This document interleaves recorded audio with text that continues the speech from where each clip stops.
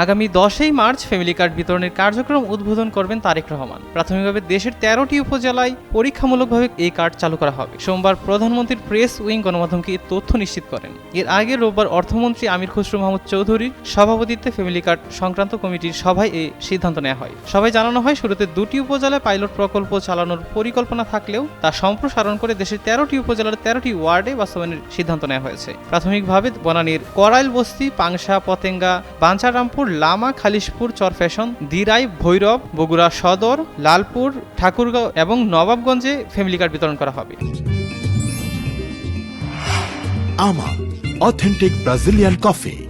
উপজেলা, ইউনিয়ন ও ওয়ার্ড পর্যায়ে কমিটি গঠন করে 5 কার্যদিবসের মধ্যে উপকারভোগীর তালিকা চূড়ান্ত করা হবে। অনুদানের অর্থ ব্যাংক বা মোবাইল ফাইন্যান্সিয়াল সার্ভিসের মাধ্যমে বিতরণ করা হবে। নারীরা খানা প্রধান হিসেবে ফ্যামিলি কার্ড পাবেন এবং অন্য ভাতা পাবেন না, তবে পরিবারের অন্য সদস্যদের সুবিধা থাকবে। উপকারভোগী নির্বাচন জাতীয় পরিচয়পত্র তথ্যের মাধ্যমে করা হলেও আর্থিক তথ্য না থাকায় নির্বাচিত ওয়ার্ডে সরেজমিন যাচাই বাছাই করে সুবিধাভোগী চূড়ান্ত করা হবে। পরিবারগুলোকে হতদরিদ্র, দরিদ্র, মধ্যবিত্ত ও উচ্চবিত্ত 4টি শ্রেণীতে ভাগ করার পরিকল্পনা রয়েছে।